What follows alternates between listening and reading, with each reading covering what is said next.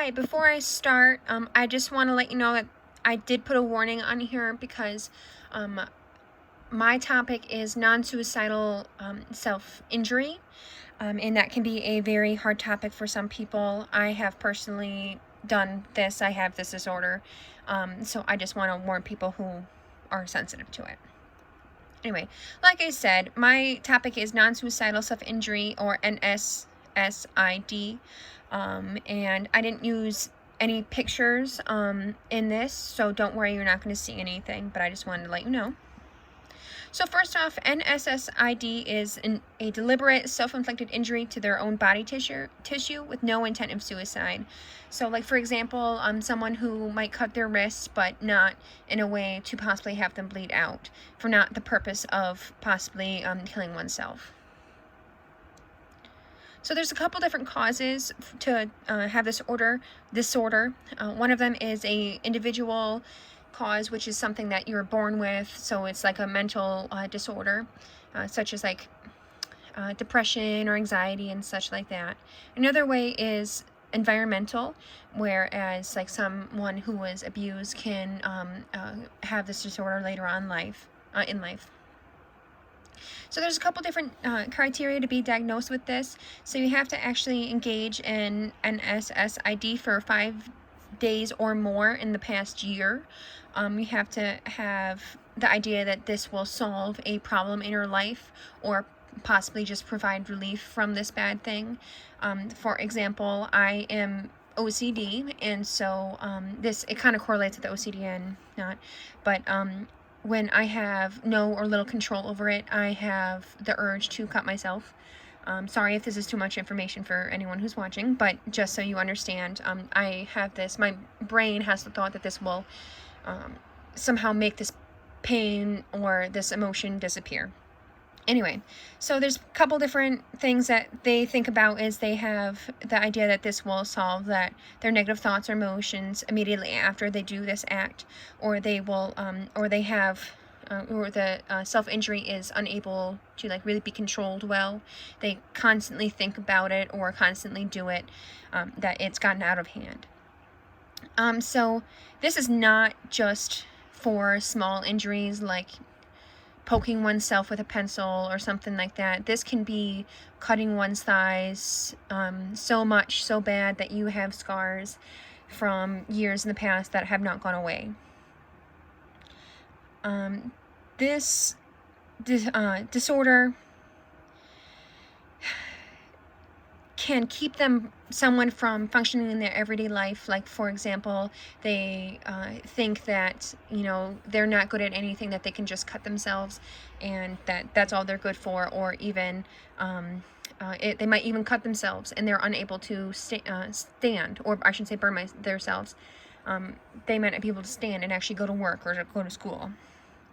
So, and it's not just in constant times where someone is possibly being psychotic or delirious, or even when they're going through substance withdrawal, because we all know some people, or we all know of people who have withdrawal and might scratch themselves until they even bleed. This is also its own disorder, so it might be diagnosed by itself, or it might have others, and we'll talk about that. So the Diagnostic and Statistical Manual of Mental Disorders, 5th edition, places NSSID in its own category as of 2013. Actually, previously, this had been debated for a long time, and so there's a lot of studies going on right now. But previously, it was under borderline personality disorder, which again, I will touch on later. So there's some signs and symptoms, which I'm sure we all know a lot about, so I'm not going to spend too much on this. But some things that people might not think of is that wearing like long sleeves in warm weather to try and hide the scars, or long pants to try and hide the scars, possibly constantly wearing wristbands or coverings, like flinching when you might just touch them in a specific place like their wrist or wherever they might cut themselves. They might not want to, and specifically for like school and stuff, they might not be willing to participate in activities that require them to change in front of people, or or to wear less, like possibly swimming or changing for gym or going to gym in general. And another sign that, again,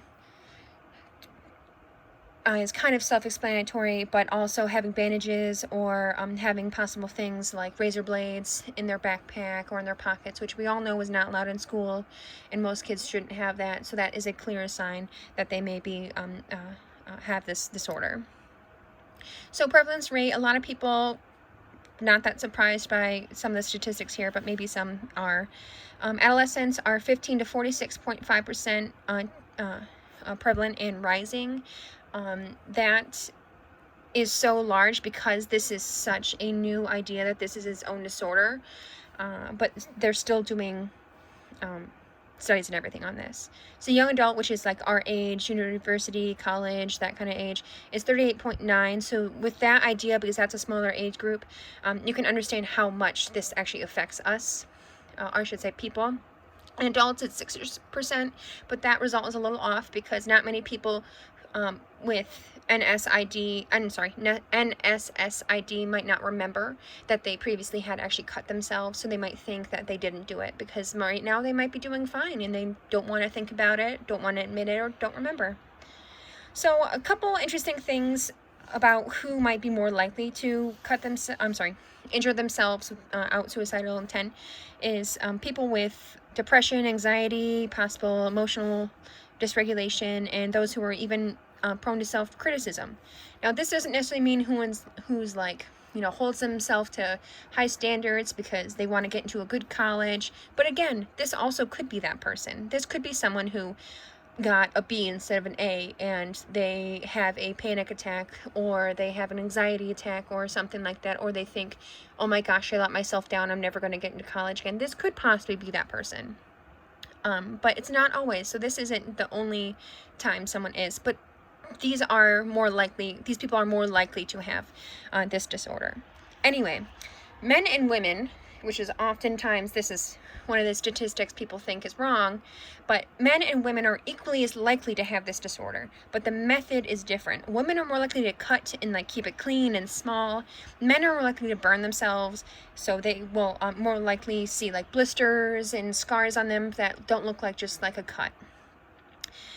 Something that's wasn't surprising to me and isn't surprising to a lot of people, I'm sure, especially with today's view on those who are non-heterosexual. Those who are heterosexual, such as homosexual, bisexual, who might be questioning, who might be transgender, anything like that, they are more likely to cut themselves.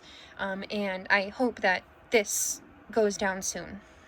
Anyway, something I also found interesting, but I'm not quite sure, and I couldn't find much research on this, is I just found one place that said Caucasians are more likely to cut themselves, or I keep saying injure themselves, than non-Caucasian. Again, I'm not quite completely confident on that last one, so I just want to let you know.